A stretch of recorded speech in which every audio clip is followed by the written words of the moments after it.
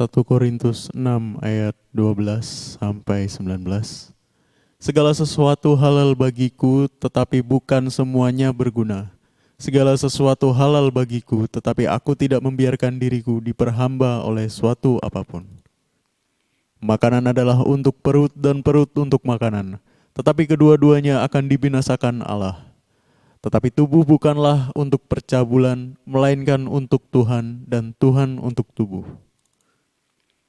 Allah yang membangkitkan Tuhan akan membangkitkan kita juga oleh kuasa-Nya. Tidak tahukah kamu bahwa tubuhmu adalah anggota Kristus? Akan kuambilkah anggota Kristus untuk menyerahkannya kepada percabulan? Sekali-kali tidak.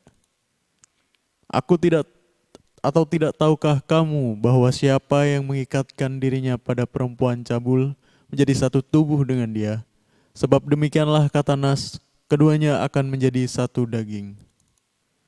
Tetapi siapa yang mengikatkan dirinya pada Tuhan menjadi satu roh dengan dia. Jauhkanlah dirimu dari percabulan. Setiap dosa lain yang dilakukan manusia terjadi di luar dirinya. Tetapi orang yang melakukan percabulan berdosa terhadap dirinya sendiri. Atau tidak tahukah kamu bahwa tubuhmu adalah bait Roh Kudus yang diam di dalam kamu? Roh Kudus yang kamu peroleh dari Allah, dan bahwa kamu bukan milik kamu sendiri. Baik, silakan Pastor. Puji Tuhan, Shalom, berjumpa kembali dengan saya, Pastor Yafet Suyono, dalam program Jesus Way.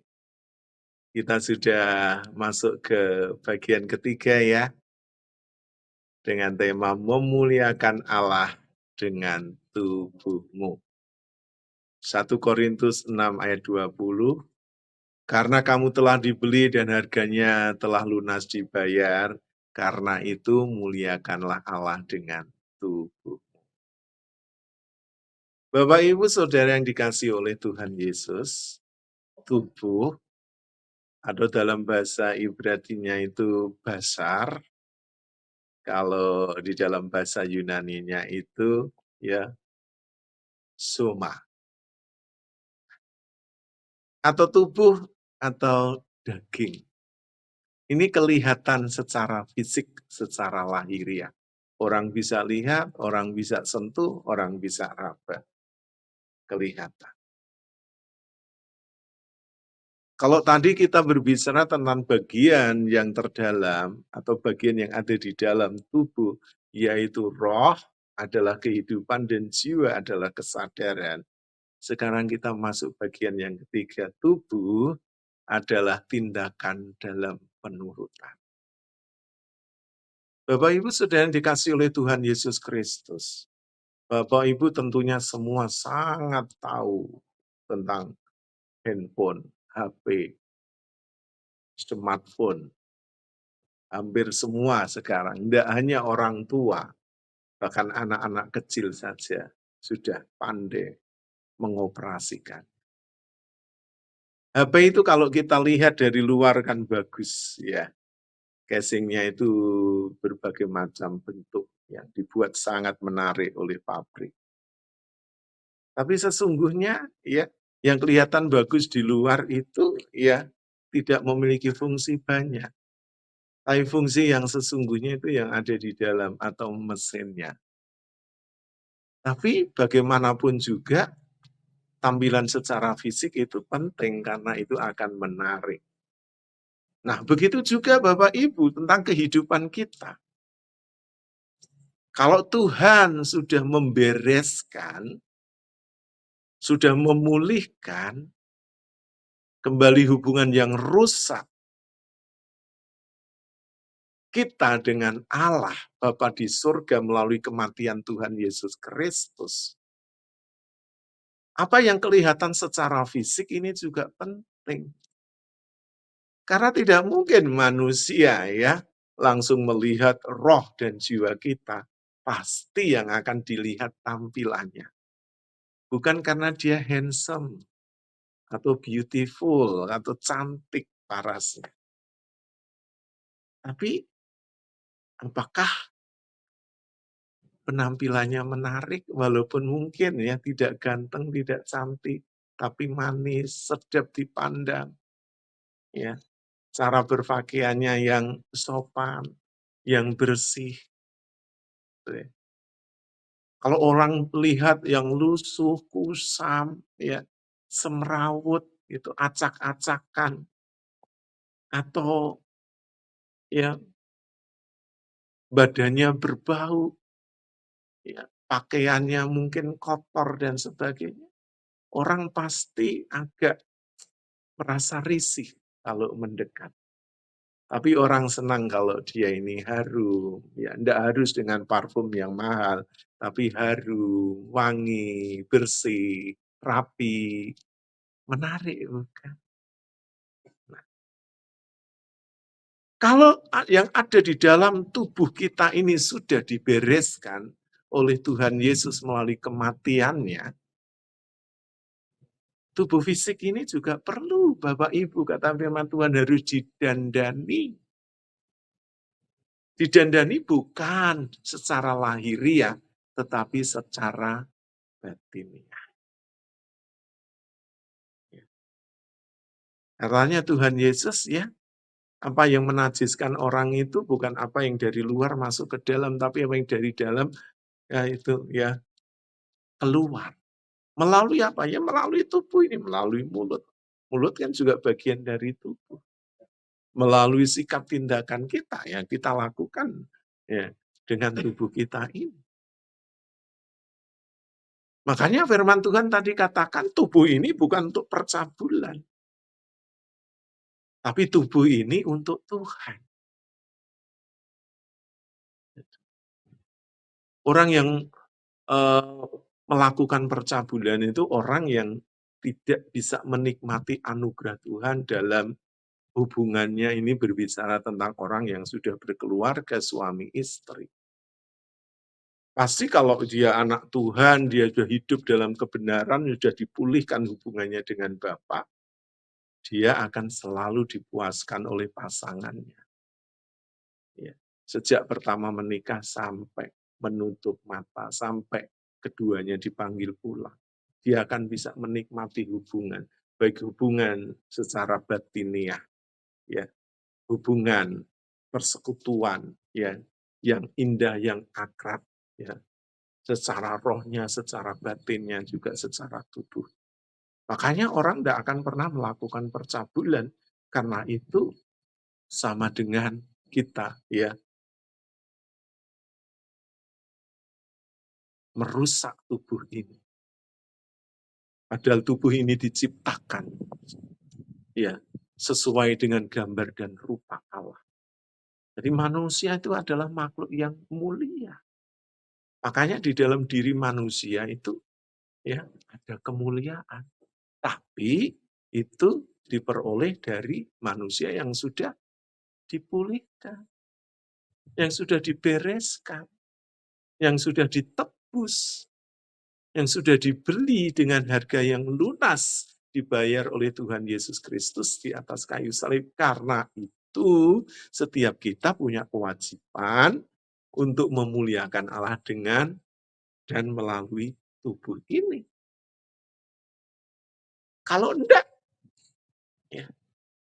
ya kita cuma sekedar hidup. Apa gunanya kalau kita hidup hanya untuk dirinya sendiri? Tuhan bukan mati ya, untuk orang-orang egois, tapi Tuhan mati untuk orang-orang yang mau diutus, mau pergi, dan juga mau menderita untuk Dia. Apakah kita akan serahkan tubuh ini untuk percabulan? Tidak, tapi kita akan serahkan kepada Tuhan. Nah, tubuh ini adalah untuk Tuhan. Nah, seperti di dalam ayat yang ke-17, bahwa barang siapa mengikatkan diri dengan Tuhan menjadi satu. Baik tubuh ini, baik jiwa, baik roh kita, kalau kita mengikatkan diri kepada Tuhan, kita ini menjadi satu dengan Tuhan, tidak terpisahkan. Maka dulu ada yang namanya filosofi orang Jawa itu manunggaling kawula Gusti, menyatunya antara manusia dengan Tuhan. Itu hanya bisa didapat melalui kematian Tuhan Yesus Kristus. Di luar itu, tidak pernah bisa manusia menyatu dengan Tuhan, Sang Pencipta Allah, Sang Maha Besar. Tidak bisa. Tapi kita bisa dipersatukan melalui kematian Tuhan Yesus Kristus. Sehingga tubuh ini seluruhnya adalah milik Tuhan. Karena itu kita harus tetap menjaga kekudusan tubuh ini. Melalui perkataan, melalui perbuatan, melalui pikiran kita. Seluruh eksistensi hidup kita. Bapak, Ibu, Saudara yang dikasihi oleh Tuhan Yesus Kristus, ayat yang ke-19 berkata, tidak tahukah kamu bahwa tubuhmu adalah bait Roh Kudus, di mana Roh Allah tinggal di dalamnya. Allah itu tinggal di dalam tubuh yang sudah dikuduskan, yang sudah disucikan melalui kematian Tuhan Yesus Kristus. Sebagai orang percaya, sebagai tanda bahwa kita ini yang sudah percaya kepada Tuhan Yesus, dibaptis supaya tubuh jasmani kita yang kotor, yang penuh dengan dosa, ya, dan semua anasir-anasir jahat dari dunia ini disucikan melalui permandian atau baptisan. Sehingga seluruh ya tubuh kita ini secara fisik ditenggelamkan, diselamkan. Sehingga ketika kita bangkit ya dari dalam air, seperti dari dalam kubur, itu kita yang manusia lama kita sudah mati, sekarang kita memakai manusia baru, tubuh yang sudah dikuduskan dan disucikan.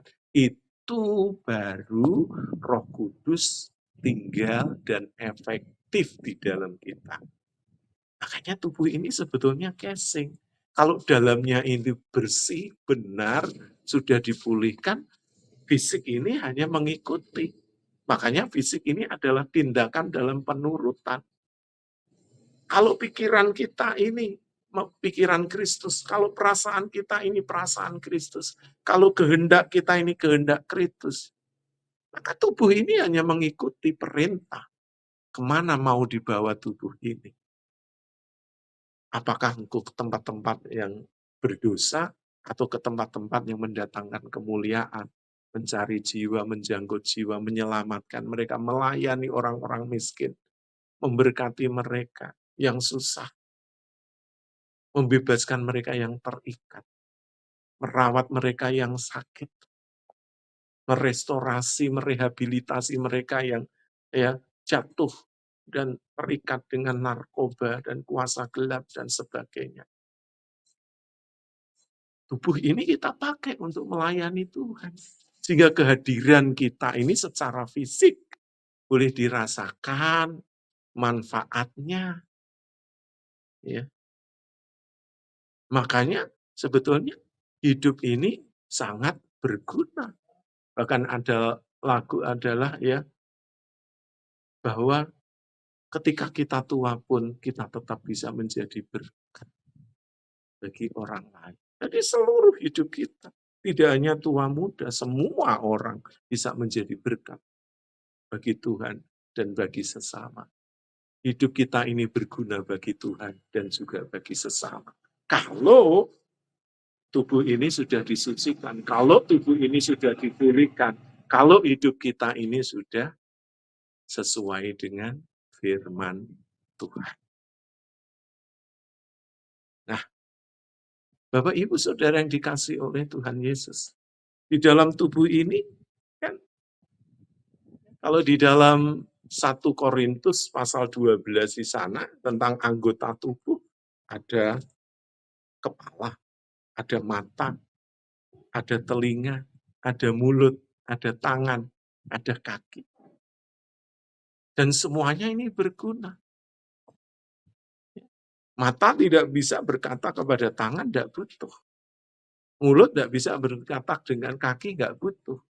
Semuanya saling membutuhkan. Bahkan firman Tuhan katakan anggota-anggota yang tidak elok atau yang eh, yang eh, tidak dipandang hina itu justru paling dibutuhkan. Nah, apakah tubuh Bapak Ibu, hidup Bapak Ibu itu juga dibutuhkan oleh sesama? Itu tergantung Bapak Ibu. Ketika kita mempergunakan hidup kita ini untuk melayani Tuhan, tubuh ini untuk melayani Tuhan, hidup kita ini akan berguna dimanapun Bapak Ibu Saudara, sekecil apapun yang Bapak Ibu Saudara lakukan melalui tubuh ini, itu bisa memberi dampak kekekalan, khususnya bagi mereka yang belum percaya kepada Tuhan Yesus Kristus. Makanya tindakan-tindakan orang yang sudah dipulihkan rohnya, yang sudah dipulihkan jiwanya, yang memiliki kesadaran itu dikembalikan. Ya, yang tidak koma, karena ada banyak anak-anak Tuhan yang ya katanya rajin ke gereja, rajin melayani, ya masih mengalami koma secara rohani, tidak sadar karena sudah rusak jiwanya. Makanya kalau jiwanya sudah dipulihkan, sudah sadar, sudah sehat, pikirannya seperti pikiran Kristus, perasaannya seperti perasaan Kristus, kehendaknya seperti kehendak Kristus, tubuh ini akan mengikutinya. Pasti dengan tubuh kita ini bisa memberkati dan bisa berdampak secara luar biasa bagi orang-orang yang belum mengenal Yesus sebagai Tuhan dan Juru Selamat. Makanya Tuhan Yesus memberikan amanat agung sebelum dia naik ke surga kepada murid-muridnya. Supaya apa? Mereka pergi. Supaya mereka mendidik, mengajar, dan membaptis mereka. Baru Tuhan menyertai mereka sampai kepada kesudahan. Jadi Bapak Ibu, betapa pentingnya tubuh ini kita pakai. Ya. Kalau kita mengacu kepada perkataan Tuhan Yesus dari Yohanes 6 ayat 63 yang sudah kita baca, bahwa rohlah yang memberi hidup, tubuh daging sama sekali tidak berguna. Ya, kalau daging atau tubuh ini kita pakai untuk hawa nafsu, untuk memuaskan keinginan daging. Tapi kalau tubuh ini kita pakai untuk melayani Tuhan, memuliakan Tuhan, oh luar biasa. Walaupun memang Bapak Ibu kita ini ya tidak steril, maksudnya tidak ya bisa masih punya kemungkinan untuk jatuh dalam dosa. Karena kita memang masih hidup di dalam daging. Tetapi kalau orang sudah menguduskan dirinya dan memakai tubuhnya bagi kemuliaan Tuhan, untuk melayani Tuhan dan sesama, pasti Tuhan akan berikan kekuatan. Tuhan akan berikan tanda peringatan supaya jangan kita kebablasan. Kalau mungkin ya, kadang-kadang Bapak Ibu tahu pujian, tepuk tangan, itu bisa ya membuat kita ini jadi tidak sadar, akhirnya kita mencuri kemuliaan Tuhan. Siapa orang yang nggak senang disanjung? Siapa orang yang nggak senang dipuji? Siapa orang yang nggak senang ditepuk tangani? Iya, dihargai. Semua senang. Tapi jangan lupa, itu bisa menjadi jerat dan menjatuhkan saat seseorang dipakai Tuhan dan berjalan menuju puncak. Tidak sadar, ya, kalau kita terlena, kita akan jatuh. Tapi kalau kita sadar, ya, jiwa kita sadar, maka tubuh ini akan mengikutinya dengan sendirinya. Sehingga kita akan memakai tubuh ini 24 jam. Mungkin tidak seluruhnya berada di pelayanan, tidak seluruhnya mengajar firman, berdoa, bersekutu, ya, melakukan kegiatan-kegiatan rohani di dalam gereja. Tidak. Karena seluruh kehidupan manusia itu sebetulnya adalah kehidupan secara rohani. Baik kita bekerja, baik kita di tengah masyarakat, baik kita melakukan aktivitas apapun. Bagi manusia rohani seluruhnya itu sudah dikuduskan di dalam nama Tuhan Yesus. Tapi jangan berkata bahwa menghisap narkoba, ya, berselingkuh, berzina, mencuri, itu juga sudah dikuduskan. Enggak. Itu kan bertentangan dengan firman Tuhan. Tapi yang sesuai dengan kehendak Tuhan, sesuai dengan firman Tuhan, Allah itu menguduskan tubuh ini dan memakainya untuk kemuliaan. Jadi Bapak Ibu Saudara, apa yang dikatakan oleh Rasul Paulus kepada jemaat di Tesalonika ketika dia berdoa di dalam 1 Tesalonika 5 ayat 23, mohon dibacakan.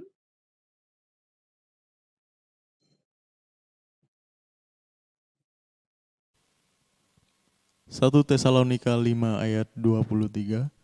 Semoga Allah damai sejahtera menguduskan kamu seluruhnya dan semoga roh, jiwa, dan tubuhmu terpelihara sempurna dengan tak bercacat pada kedatangan Yesus Kristus, Tuhan kita. Amin. Semoga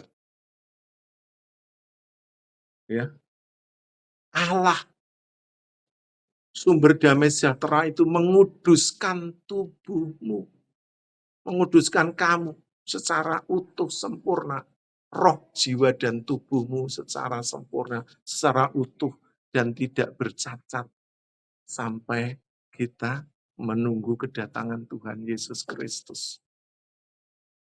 Jadi Allah itu telah menguduskan tubuh kita, roh kita, jiwa kita secara sempurna.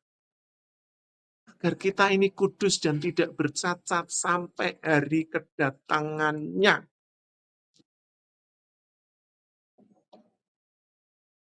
Nah, luar biasa.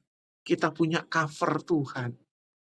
Ya, di dalam kita menjalankan ya hidup ini, baik di dalam rumah, dalam pekerjaan, di tengah masyarakat, di dalam pelayanan, di dalam gereja, dimanapun kita berada, kita memakai tubuh secara fisik ini, kehadiran kita terlihat nyata, ya, dilihat oleh orang-orang, bisa diraba, bisa disentuh, ya, mereka bisa merasakan, ya, mendapatkan manfaat, mendapatkan kebaikan, mendapatkan kasih, mendapatkan empati dari kehadiran fisik kita, tubuh ini.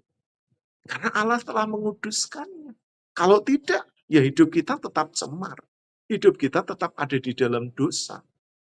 Kita tetap berada di dalam ya keberdagingan kita. Kita masih hidup di dalam daging yang dikuasai dengan dosa. Sehingga kita tidak mampu melawannya. Siapa yang bisa menyelesaikan dosa? Tidak ada manusia yang bisa menyelesaikan dosa. Selain kematian Tuhan Yesus Kristus di atas kayu salib. Dialah yang telah secara lunas membayar semua hutang dosa kita. Sehingga tubuh kita ini sekarang kembali menjadi tubuh yang sudah dikuduskan dan dimuliakan. Sehingga kita punya kelayakan untuk melayani Tuhan, untuk memuliakan Tuhan melalui hidup kita, melalui tubuh kita ini.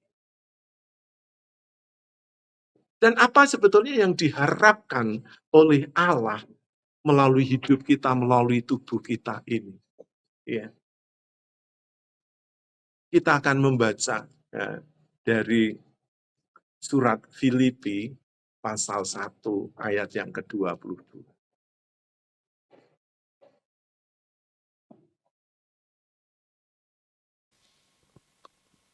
Filipi 1 ayat 22. Tetapi jika aku harus hidup di dunia ini, itu berarti bagiku bekerja memberi buah. Jadi mana yang harus kupilih, aku tidak tahu. Terima kasih, Mr. Ferdi. Jika aku harus hidup di dunia ini, masih diberi kesempatan oleh Tuhan, tetap hidup secara fisik, diberi kesehatan. Ada misi Tuhan. Ada rencana Tuhan. Ada maksud Tuhan. Untuk apa? Untuk menghasilkan buah. Buahnya apa? jiwa-jiwa. Dari mana kita dapat?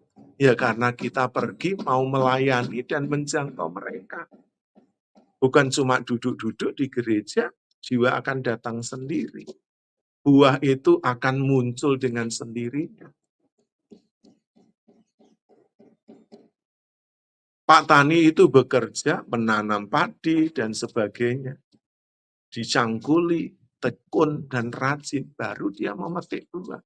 Begitu juga Bapak Ibu. Buah itu tidak bisa didapat dengan orang yang santai-santai. Orang yang hanya duduk-duduk, gitu. Lalu mengharap buah datang. Dari mana? Ada banyak anak Tuhan katakan, wah yang penting Tuhan tahu. Tuhan Maha tahu. Sebelum kita tahu, dia sudah tahu segalanya. Tapi masalahnya, kita ini malas. Kita ini bersembunyi ya di balik kata-kata Tuhan. Kemurahan Tuhan, kesabaran Tuhan, kasih Tuhan. Yang sesungguhnya kita ini malas, tidak kita mau pergi. Bapak, Ibu, Saudara, orang-orang seperti saya, ini seperti Pastor John Dimmer yang terbatas secara fisik, kita masih melakukan pelayanan misi, kita masih pergi kemana-mana. Ya. Kita berangkat sendiri, pakai dengan ongkos, ya, yang Tuhan berkati melalui pelayanan kita. Ya. Dan kita bisa meninggalkan keluarga, tidak hanya sehari, 2 hari, bisa sebulan, kadang bisa lebih. Kita tetap melakukannya. Kita bukan orang yang santai-santai, lalu kita ini berharap hasil itu jatuh dari langit. No, enggak bisa. Enggak ada yang namanya hasil itu tanpa kerja keras, enggak ada.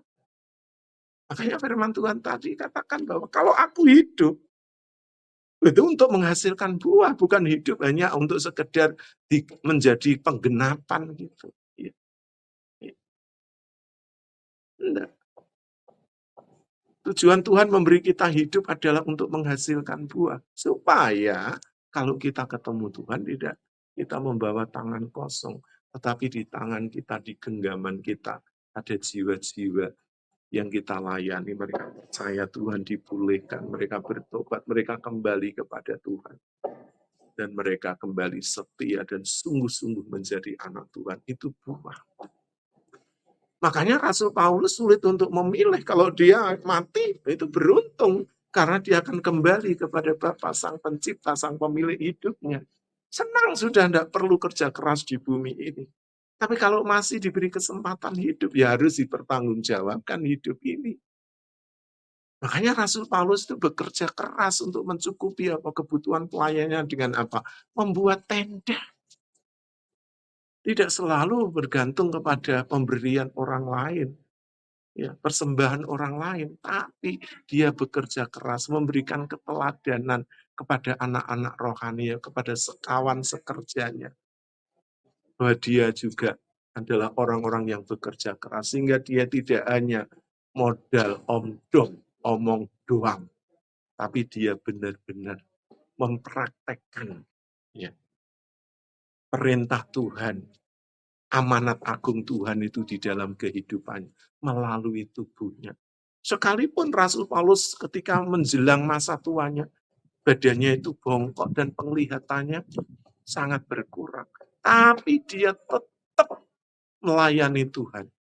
Kalau kita baca di dalam 2 Korintus itu ya, pasal yang ke-10, dia berdoa 3 kali agar apa? Duri dalam dagingnya, kelemahan, iblis yang menggocoh itu diambil. Tapi Tuhan katakan, cukup kasih karuniaku. Secara kesehatan sudah menurun, tapi Rasul Paulus tetap memakai tubuhnya untuk melayani Tuhan dan juga untuk menguatkan, mendewasakan, mengajar, dan juga menjangkau orang-orang yang belum percaya kepada Tuhan. Sehingga hidupnya sampai tua tetap efektif. Tubuhnya ini tetap dipakai untuk melayani Tuhan. Tidak hanya dibuat duduk manis, duduk di depan TV, lihat video atau YouTube, sudah cukup. Enggak. tapi tubuhnya dibuat bergerak sehingga tetap sehat, tetap energik, tetap kuat. Sehingga kemanapun dia pergi tetap menjadi berkat dan hidupnya tetap berbuah. Sekalipun secara fisik itu bisa menurun, tapi kualitas hidupnya, kualitas rohaninya ya, sulit untuk dicarikan tandingan.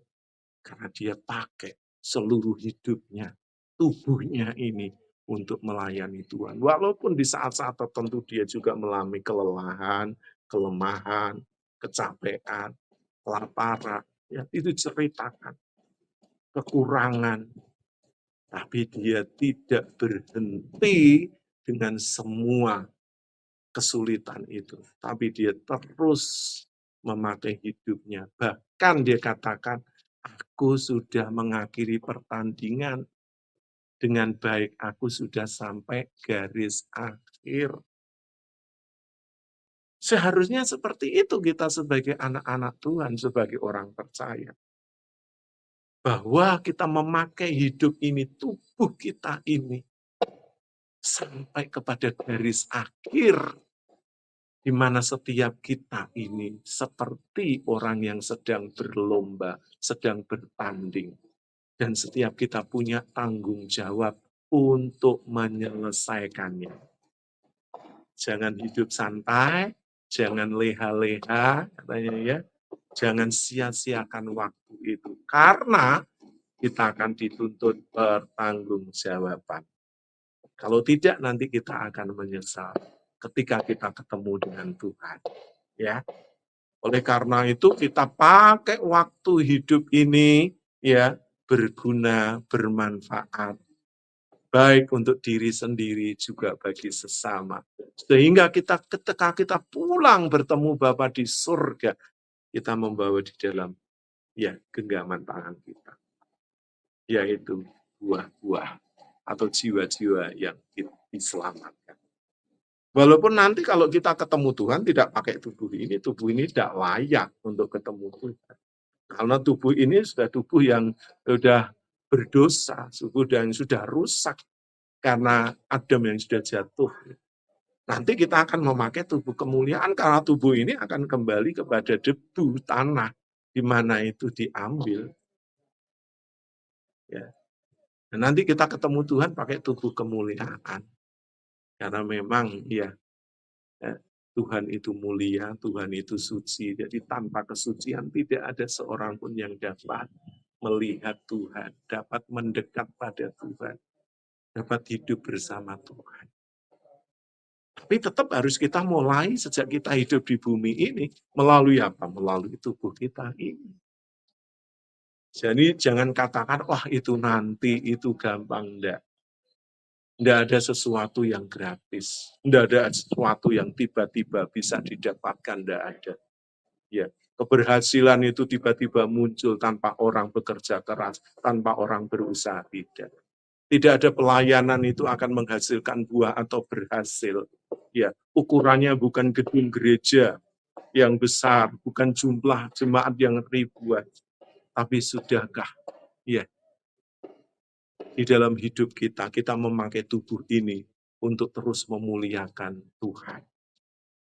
Ya, untuk berkenan di hati Tuhan dan juga kita sudah mengumpulkan ya jiwa-jiwa itu bagi hormat dan kemuliaan. Oleh karena itu jangan sampai Bapak Ibu Saudara menyesal nanti kalau akhir hidup kita ini ya kenyataannya ya kita ditolak Tuhan. Bukan orang yang berseru Tuhan, Tuhan yang akan selamat, tapi orang yang melakukan kehendak Bapa. Bukan orang-orang yang sudah berprestasi di dalam pelayanan ya yang akan ya didudukkan oleh Tuhan di dalam kerajaannya, diajak memerintah dengan Tuhan. Ya, tetapi orang-orang yang memiliki cita rasa, orang yang bisa dicicipi, dirasa oleh Tuhan. Melalui apa? Ya melalui tindakan perbuatan kita, melalui tubuh kita ini. Secara utuh, jiwa dan roh kita. Apakah Bapak Ibu Saudara hidup kita ini sudah bisa dirasakan? atau hidup kita ini hambar, tidak menarik lagi. Jangankan oleh Tuhan, mungkin juga bagi manusia keberadaan kita ini tidak menarik. Bukan karena kita kurang cakep atau kurang ganteng, bukan karena penampilan kita ini mengecewakan, enggak. Tapi ada banyak orang-orang yang secara pakaian parlente, ya, mereka orang-orang yang mampu membeli ya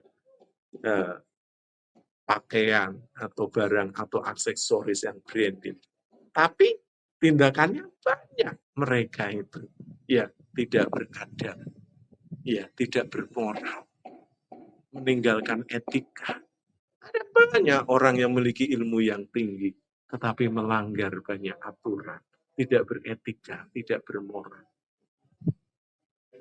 Oh, berarti saya tidak bisa, Pastor Yabet. Tunggu dulu, belum tentu.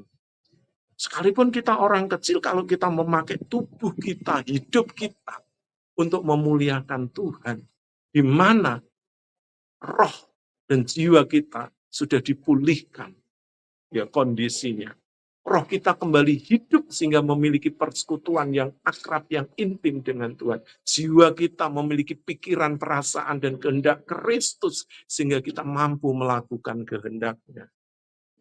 Maka di dalam tubuh kita ini juga ya semuanya akan memuliakan Tuhan.